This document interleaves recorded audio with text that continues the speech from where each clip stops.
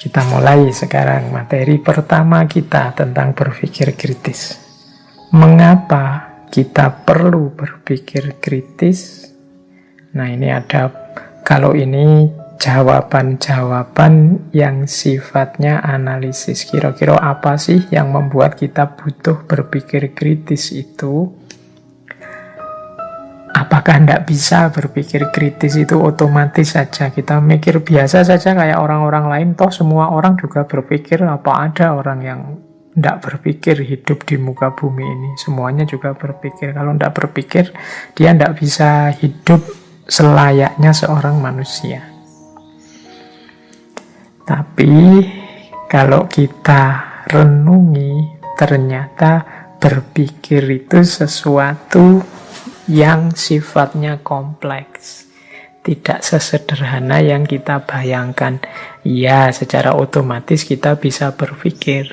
Tapi nanti ada banyak problem, banyak masalah yang memerlukan perenungan lebih dalam. Tidak bisa dijawab dengan berpikir sambil lalu otomatis saja. Perlu tahapan-tahapan, perlu proses-proses. Itu makanya para ulama juga banyak yang menyarankan kita belajar ilmu alat. Di antara ilmu alat itu ilmu mantek, ilmu cara untuk berpikir. Saya kalau di kelas kadang-kadang memberi contoh, kalau kita tidak belajar logika, penyimpulan kita bisa salah loh. Dari logika yang sangat sederhana saja, misalnya kita kan sering memberi contoh bahwa semua manusia mati, saya manusia, maka nanti saya mati. Ini simple. Cara berpikir seperti ini kan nanti kita sebut silogisme. Ini contoh paling sederhana. Tapi misalnya contohnya saya ganti, ini kesimpulannya bisa membingungkan. Misalnya semua bapak adalah laki-laki. Saya laki-laki. Itu kalau pakai teori tadi kesimpulannya berarti kalau begitu saya bapak. Ini loh, itu kalau tadi kok rasanya benar, tapi kalau yang ini kok rasanya ganjel ya. Semua bapak laki-laki. Saya memang laki-laki, tapi kan tidak mesti saya bapak. Salahnya di mana ya?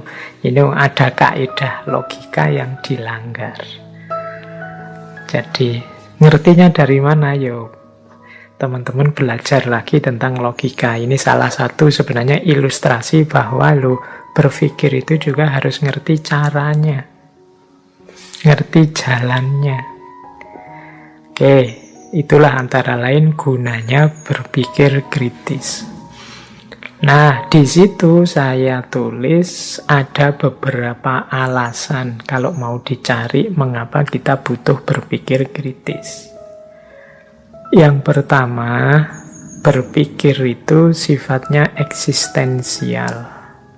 Keberadaan kita sebagai manusia itu di antara kunci pencirinya dengan semua makhluk hidup yang lain adalah kemampuan berpikir.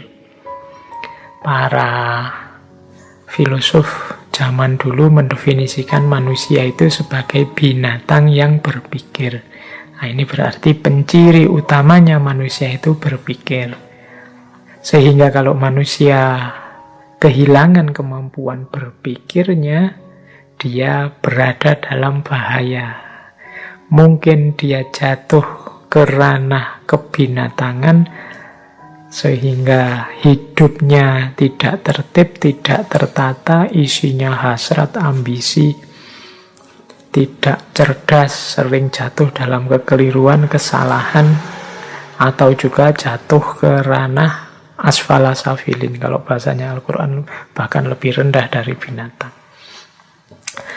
Nah, ini jawaban eksistensial yang pertama. Manusia itu ya secara eksistensial memang butuh berpikir.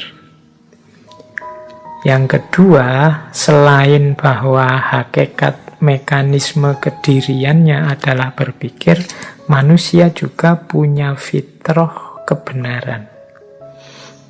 fitrah kebenaran itu, manusia itu kediriannya berkait erat dengan adanya kebenaran. Manusia itu gelisah kalau keliru, manusia itu gelisah kalau salah.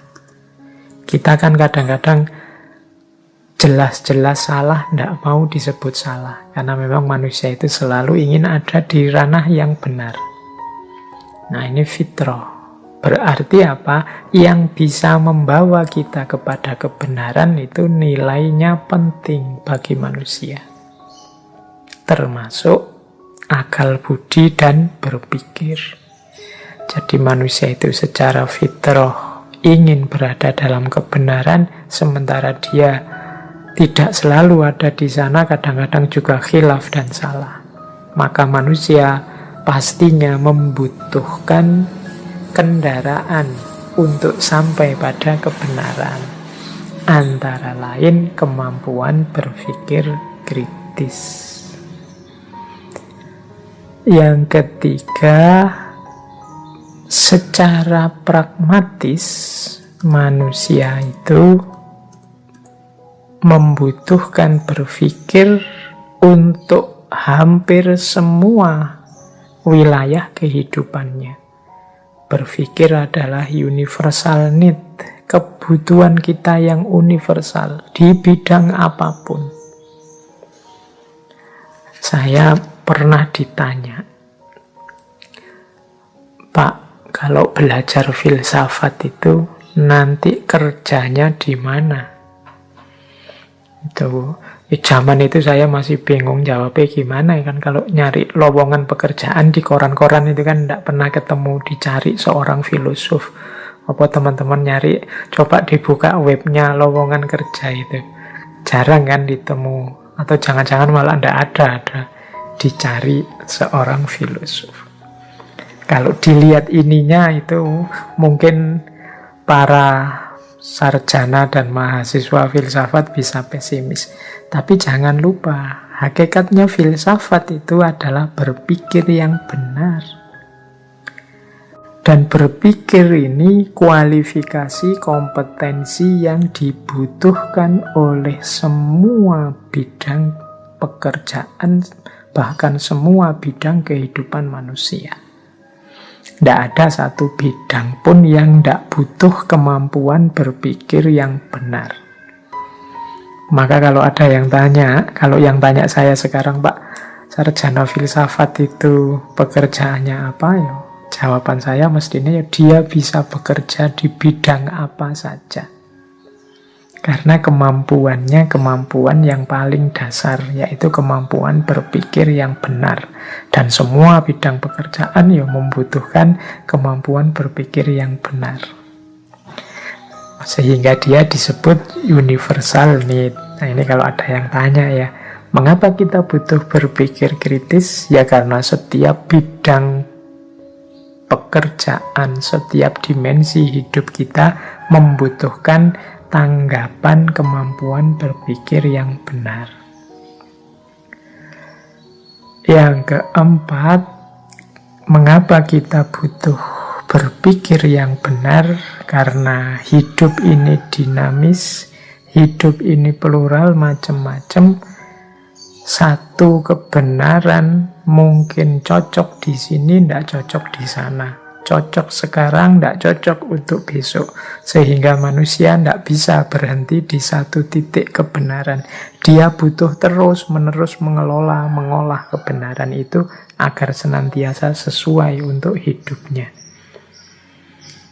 Berarti berpikir kritis itu kebutuhan manusia untuk beradaptasi dalam hidupnya. Kalau dulu memang cocoknya begini, tapi sekarang tidak bisa lagi begini, harus begitu loh. Kemampuan seperti ini kan namanya kemampuan berpikir kritis. Kalau dulu yang seperti itu diperbolehkan, dianggap benar, tapi yang kalau sekarang tidak lagi, situasinya berubah. Kalau dulu kita rajin silaturahim, menemui saudara-saudara kita langsung ke rumahnya masing-masing, salaman, pelukan, cipika-cipiki, itu kelihatan menyenangkan, membahagiakan, indah. sesuatu yang dianggap positif benar. Tapi sekarang zaman pandemi, ya kalau bisa tidak begitu lagi. Kalau kita nekat kemana-mana silaturahim terus ketemu teman, salaman, cium tangan, cipika-cipiki dan seterusnya, ya resikonya bisa dibubarkan polisi, bisa akhirnya kita kena corona. Situasinya berubah. Tanggapan berpikirnya juga harus berbeda. Ini namanya berpikir kritis. Itulah mengapa kita perlu berpikir kritis. Yang kelima, berpikir kritis itu berhubungan dengan kemampuan kita untuk berefleksi. Berefleksi itu merenungi kehidupan kita, dan kemampuan refleksi nanti berkait dengan pengembangan diri. Bagaimana kita hidup semakin baik, semakin baik, semakin baik. Ini perlu kemampuan berpikir yang mendalam, yang serius. Jadi ternyata berpikir kritis itu penting. Sebenarnya mau ngomong ini saja. Saya yakin teman-teman juga sudah tahu kalau berpikir kritis itu penting. Tapi tetap saya sampaikan. Siapa tahu sudah tahu tadi hanya merasa sudah tahu.